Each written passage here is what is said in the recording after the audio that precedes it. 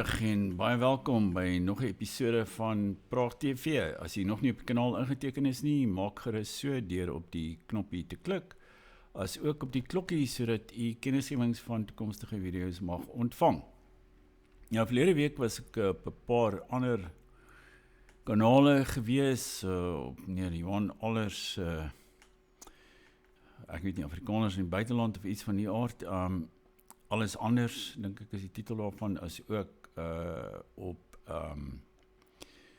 meneer oud-kolonel De Tooy se kanaal, Wynand De Tooy, en jy kan, ek het, ure lank op albei die kanale gesels, so dis kan jy gerus ook daar na die gesprek gaan kyk. Maar vandag se titel en vandag se onderwerp is: kan immigrasie die Afrikaner volk vernietig?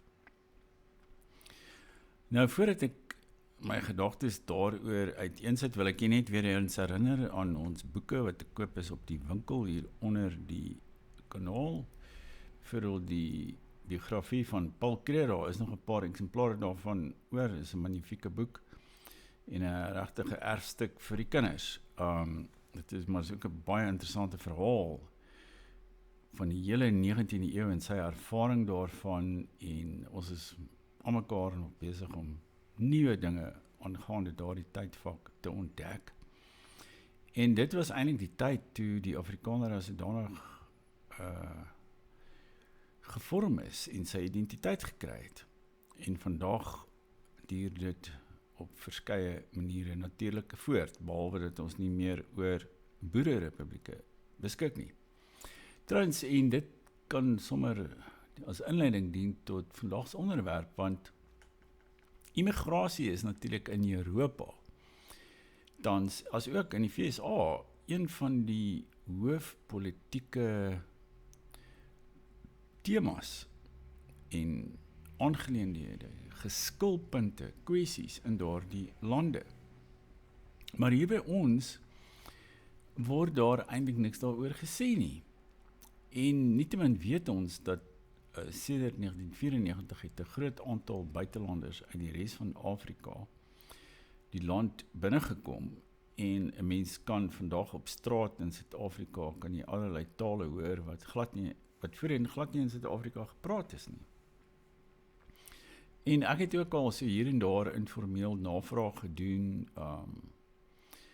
en dit lyk vir my dat baie van die swart woonbuurte of lokasies, soos hulle genoem is, of ek wil nie die Engelse woord township gebruik nie, maar lokasie is nie vir my gestigmatiseerde term nie. In baie van daardie woonbuurte is die buitelanders blykbaar 40 tot 50% van die inwoners.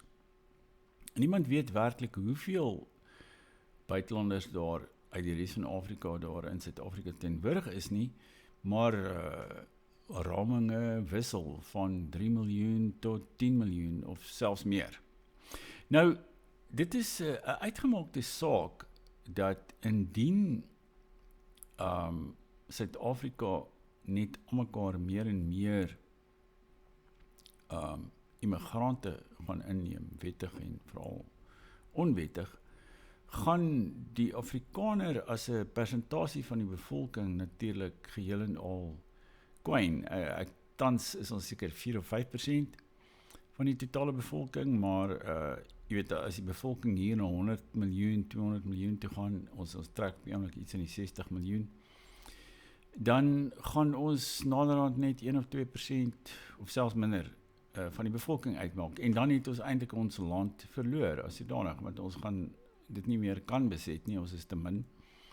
Ons sal hier en daar seker nog 'n huis kan besit of plaas of wat ook al. Maar deur immigrasie gaan daar eintlik 'n geweldige demografiese revolusie in Suid-Afrika plaasgevind het. Nou, ek is nie, kyk, tans in die politiek in ons land, ek is nie noodwendig gekant teen mense uit die res van Afrika nie. Ek dink ons het tans 'n beter verhouding met hulle as met die plaaslike sogenaamde Suid-Afrikaners. Maar as ons nou teruggaan in die geskiedenis, dan kan ons ook sien hoe migrasie vanuit die stamgebiede eintlik die aanskyn van ons land verander het. Ek het al wat gelees oor sê nou maar die Tweede Wêreldoorlog en ook die effek daarvan op Suid-Afrika en blykbaar tot en met die Tweede Wêreldoorlog in die groot stede, veral in Johannesburg, was daar 'n meerderheid blankes gewees. En dit is toe die blanke mans in die noorde gaan veg het namens Brittanje en die geallieerdes, dat daar 'n groot tekort aan arbeid in die fabrieke en in die myne in en rondom Johannesburg en aan die rand, aan die Witwatersrand ontstaan het. En sodoende het dit 'n geweldige toestroming van mense uit die stamgebiede veroorsaak. En dit was eintlik die eerste groot immigrasiegolf wat die land getref het. Maar aan die ander kant het die myne, weens hulle hoë vraag na arbeid, eintlik mense van reg oor die hele Suider-Afrika aangelok en aangetrek. En dit het die demografie van die land verander en dit het veroorsaak dat ons uiteindelik, kyk in 1960 was ons nog omtrent 21% van die bevolking en daarvoor was ons eintlik 30% van die bevolking. En dit het hierdie geweldige demografiese omwenteling in die land veroorsaak, veral natuurlik na 1994. Daar was ook, ek weet nie of ek dit al hier genoem het nie, maar daar was ook 'n konferensie in Stellenbosch hier so rondom 1948 of daar rond net toe die Nasionale Party die verkiesing op 26 Mei 1948 gewen het, net daarvoor of net daarna, waar professor Jan Sadie, wat 'n ekonoom van Stellenbosch was, trouwens die konferensie daar in Stellenbosch plaasgevind, het hy voorspel dat daar teen die jaar 2000 20 miljoen swart mense in Suid-Afrika sou wees. En die res van die kongresgangers het dit as onmoontlik bestempel. Sommige het hom eintlik uitgelaag en gesê dit sal nooit gebeur nie, daar sal nooit soveel mense kan wees nie. En hy is heel besig om die bevolkingsgroei in die land heeltemal te oorskat. En trouwens, ek kan nou nie meer die presiese syfer onthou nie, maar in die jaar 2000 dink ek is Jan Sadie se syfer geheel en al oortref. Trouwens, ek dink in 94 was daar al 28 miljoen mense in die land. Dus waarvan die blanke en ander minderheidsgroepe minder as 8 miljoen was. Dus is daar die syfer van Jan Sadie oortref. Maar as ons nou kyk na Europa, ek het onlangs, ek sou dit nou sommer hier gespeel het, maar weer blootgestel het aan 'n Franse video, maar kom ons laat dit maar vandag daar. Maar ek het onlangs net so 'n kort besprekingsprogram in Frankryk gekyk, waar 'n nuwe studie vrygestel is. Nou, jy weet, in ons land word daar is natuurlik die statistiekdiens, maar ek dink nie hulle beskik werklik oor akkurate statistiek oor immigrasie nie. En daar was iemand gewees van die Franse kantoor vir migrasie en demografie, en vir die heel eerste keer het hulle gekyk na immigrasie vanuit Afrika suid van die Sahara. Want omdat Frankryk natuurlik in Noord-Afrika klomp kolonies gehad het, is hulle baie bewus van die migrasie vanuit Noord-Afrika, maar daar, jy weet, Marokko, veral natuurlik Algerië, Marokko, Tunesië, en dit wat hulle die Maghreb noem. Maar daardie lande se demografie is eintlik besig om af te plat. Dus daar is nie meer so sterk bevolkingsgroei in daardie lande nie. En dus het die immigrasie vanuit daardie lande eintlik stabiel gebly. Maar natuurlik is daar van die meer regse partye in Frankryk wat wil hê dat al daardie mense moet gerepatrieer word terug na Noord-Afrika toe. Maar wat nou interessant is dat hierdie man het met sy studie oor suid van die Sahara bevind dat daar tot dusver nie eintlik werklik jy weet werklik wat sal 'n mens dit noem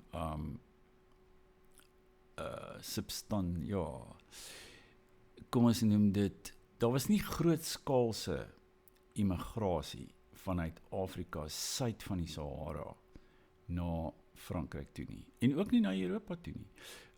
Trouwens daar's baie meer Arabiere in Europa as swartes.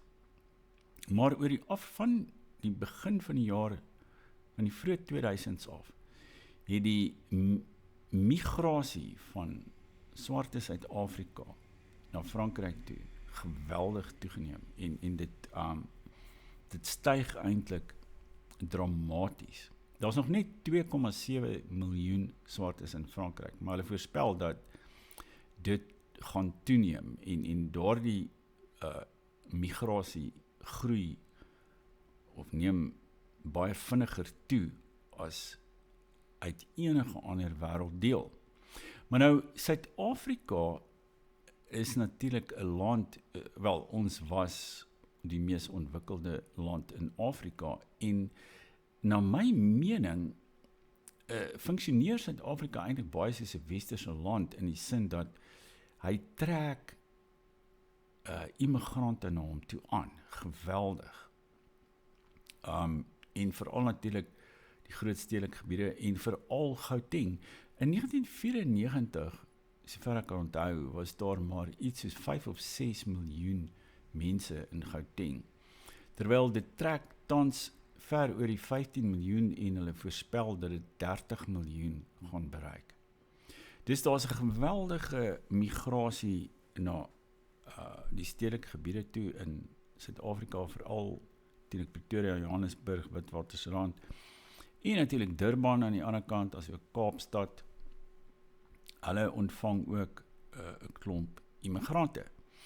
En niemand praat oor hierdie kwessie nie. En wat beteken dit vir Suid-Afrika? Op 'n manier lyk dit vir my asof Suid-Afrika reeds vanweë immigrasie, maar ook vanweë die vorige migrasies wat daar plaasgevind het vanuit die stamgebiede en die ou tuislande,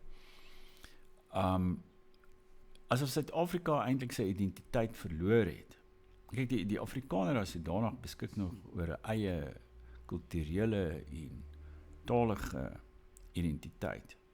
Maar die res van die land het eintlik sy identiteit verloor. Jy weet, as jy praat van 'n Suid-Afrikaner, is dit 'n Zimbabweër, is dit 'n Malawier, is dit 'n Congolees, is dit, wat is dit? Daar is so 'n mengelmoes van mense wat reeds in hierdie land woon, dat ek dink nie 'n mens kan eintlik meer sê wie en wat 'n Suid-Afrikaner is nie. En natuurlik is ons hele grondwet, die hele siening wat geld in Suid-Afrika van burgerskap, is nie gegrond op afkoms of etnisiteit nie, maar dit is 'n blote geografiese begrip. As jy in Suid-Afrika woon, is jy 'n Suid-Afrikaner. En jy is dan, as jy binne die grense van Suid-Afrika woon, is jy 'n Suid-Afrikaner, of jy nou die paspoort het of nie, en uiteindelik, ja, dit is ook 'n ander groot kwessie, is dat hierdie mense, al hierdie immigrante in ons land, beskik nog nie oor burgerskap nie. Baie van hulle het nog nie burgerskap nie, maar sommige van hulle kry dit wel. Daar is van hulle wat veral naby aan aftree oor ouderdom, as hulle behoefte aan hierdie SASSA betalings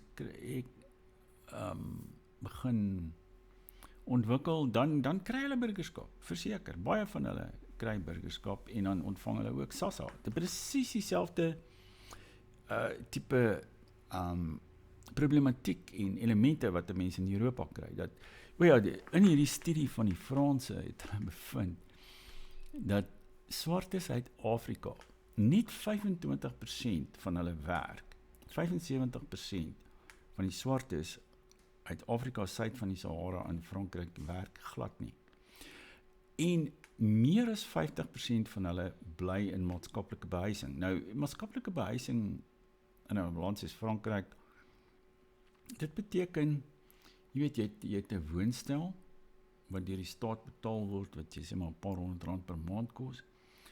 En natuurlik hulle het gratis gesondheid, hulle kinders gaan skool toe, en hierdie man het gesê, jy weet, die netto, hierdie mense dreineer totaal en al die Franse staatskas. Dit is waarskynlik een rede hoekom Frankryk so feitelik bankrot is. Jy weet, hulle skuld iets soos 121% van hulle bruto nasionale produk. Hulle is besig om geld te leen op die markte om die maatskaplike toelaas. Daar's kindertoelaas ook. Jy weet, en dan kry jy nie R300 'n maand nie, jy kry R3.000 tot R4.000 per maand vir elke kind in Frankryk. Dus, maar jy weet, ons iets van dieselfde, dis nie op dieselfde skaal in terme van hoeveel dit ons kos nie, maar dit kos ons nogtans geweldig baie geld, wat natuurlik uit die belastingbetalers se sak kom, en ons het gesien in die afgelope begroting,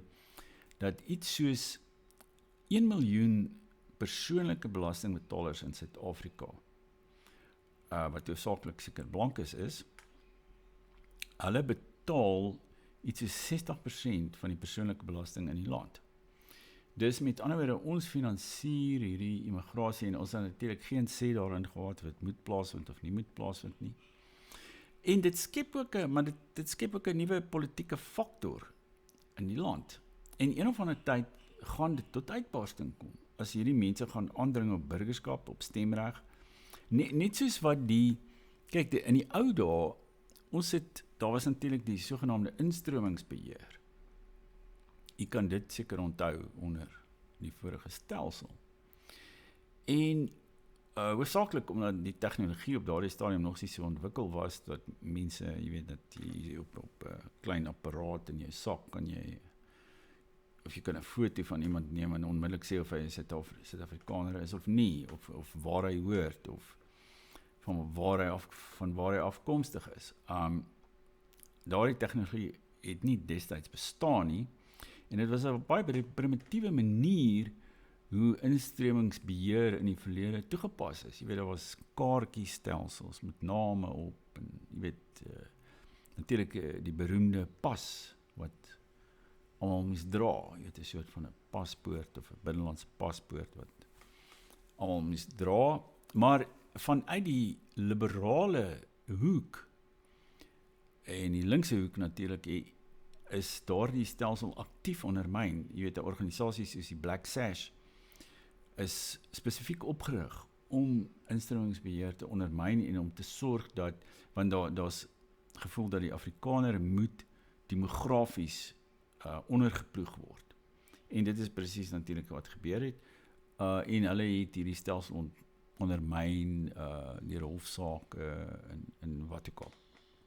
En net so, wel, die ANC se instromingsbeheer werk ook nie, want die mense kom eenvoudig net oor ons grense, maar so, ons het gesien, die politieke omwenteling wat plaasgevind het in ons land, vanweë daardie migrasie van die Tweede Wêreldoorlog af, tot 94, dit het eintlik die vorige Afrikaner bewind omvergewerp.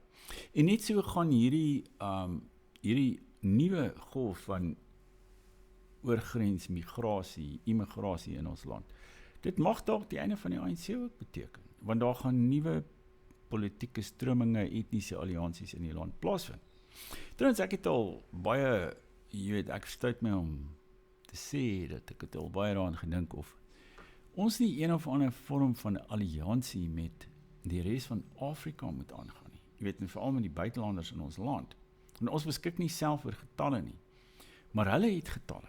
En daar is natuurlik 1,5 miljard mense buite ons grense in Afrika. En ons die Afrikaner behoort dalk 'n strategiese alliansie te vorm met die res van Afrika teen jy weet, ons binnelandse mededingers. So hulle nou nie heeltemal vyande nie, maar hulle beskou ons as die vyand. Dit is presies hoe so iets kan gebeur. Ek het al gedagtes daaroor gehad, maar ek sal nie daarop ingaan nie. Ek het ook al gedink, ons moet dalk die stede so half probeer herkoloniseer. Maar dit is vir al belangrik natuurlik dat ons ook steeds immigrante uit ons stamlande moet kan ontvang. Want tans is dit verskriklik moeilik vir iemand uit Wes-Europa of so om uit Nederland, of België of Duitsland, Oostenryk, vir Switserland, al hierdie tipe lande wat tradisioneel van daai mense het hierheen geëmigreer en het by die Afrikaner geassimileer en het ons taal en ons kultuur en alles, want ons is baie naby aan mekaar, hulle aangeneem ook. Daar's vandag baie mense wat, ja, daar was 'n groot klomp Nederlanders wat na die Tweede Wêreldoorlog hierheen geëmigreer het. Baie van hulle het Afrikaners geword. Nou, maar natuurlik wil die huidige bewind nie toesien dat ons geleedere deur immigrasie vanuit Europa versterk word nie. Daar's 'n om hierheen te immigreer uit Europa is baie moeiliker as om net oor die grens te kom soos 'n Malawier of 'n Zimbabweër of 'n Kongolees of 'n Mosambiker of wat ook al. En daarom is dit natuurlik van wesenlike belang dat ons in die nabye toekoms vir ons eie voortbestaan autonomie of selfbeskikking sal moet ontvang, want dan kan ons dan kan ons daarna kyk om ons eie geleedere weer te versterk en uit te bou en ook na ons demografie te kyk, want dit was een van die kwessies wat so half te sprake gekom het op die bespreking op die YouTube kanaal van Weiland de Tooy, waar toe ek daar gesels het, was demografie. Dit is kyk, daar was mos die Franse hy was eintlik die vader van sosiologie, Auguste Comte, C-O-M-T-E, sy van. En hy het gesê, demografie is die noodlot. En in ons land het ons dit ervaar, aan eie baas, ons ervaar het nog elke dag. Ek sit baie keer hierso in die verkeer in William Nicol in Johannesburg, en dan is ek die enigste blanke in hierdie honderde voertuie rondom my, is ek die enigste blanke daar.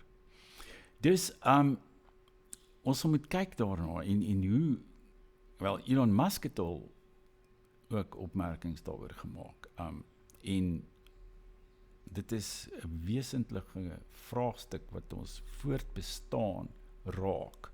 As ons dit nie kan oplos nie, gaan ons eenvoudig net verdwyn, ons gaan uitsterf.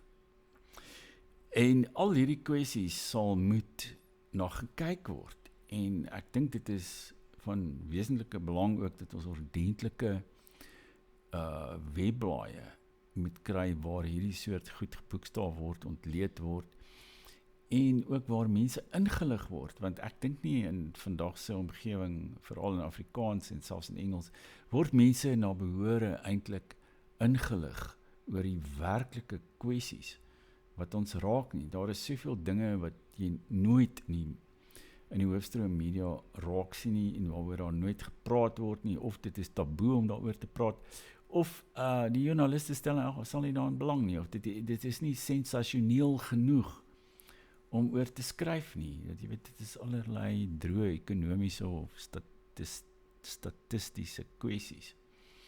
En hulle wil liewer skryf oor rugby of skandale of wat ook al. Maar dit is iets waaraan ons baie hard moet dink en wat ons moet oorweeg, en dit is 'n proses waaraan ons reeds vasgevang is. En ons sal 'n strategie daarvoor moet ontwikkel, en ons moet nie soos, jy weet, ou Dr. Jan Saadi of professor Jan Saadi in 1948, waar hy vir mense gesê het, dit is die werklikheid, so lyk die toekoms.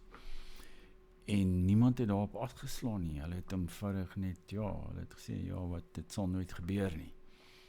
Nee, daar was al baie sulke baie akkurate voorspellings en wetenskaplike beramings wat eenvoudig net geïgnoreer is of geringskat is. En ons moet dit nie in ons tyd doen nie. En ten minste kan ons sê dat jy weet, van hierdie Wes-Europeërs, hulle kyk na hierdie kwessies. Jy weet, hulle is ingestel op beplanning en op toekomsscenario's. En hulle kyk daarna, en dit is hoekom van hierdie meer patriotiese partye wat immigrasie wil staak of wil jy weet, wil stopsit. Hulle kyk baie daadwerklik daarna en hulle is besig om daaroor op te tree en hulle hele politiek is besig om in daardie rigting te beweeg en hulle strategiese uitkyk dat hulle immigrasie as een van die grootste bedreigings vir hulle voortbestaan sien. Terwyl ons, dit lyk nie vir my, mense is maar net bedreig deur soort van geweldsmisdaad of iets van die aard. Jy weet, solank iemand nog nie langs jou bed staan met 'n mes of met 'n pistool teen jou kop nie, dan voel mense nie bedreig nie. Jy weet, al hierdie ander goed is vir hulle te abstrak. Jy weet, dit is iets wat deur op die horison lê, of dit het nog nie met my gebeur nie, of ek kan nie die uitwerking op my eie lewe sien nie, alhoewel as ek hier in die verkeer sit, en ek kom agter hoe, tot watter klein minderheid ek behoort, dan raak ek daarvan bewus, van hierdie bedreiging wat hierdie demografiese ontwenteling in die land en as ook immigrasie vir ons inhou. Dus kan jy gerus 'n bietjie daaroor dink en kommentaar lewer hieronder en moet ook nie vergeet om na ons beskikbare boeke te kyk nie. Ons gaan nog ander boeke hierdie jaar vanjaar publiseer.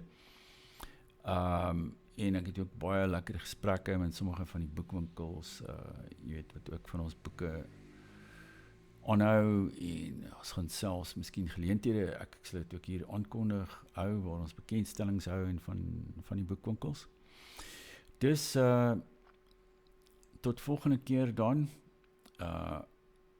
moet nie vergeet weer eens om op die kanaal in te teken nie, en dan maak ons weer so.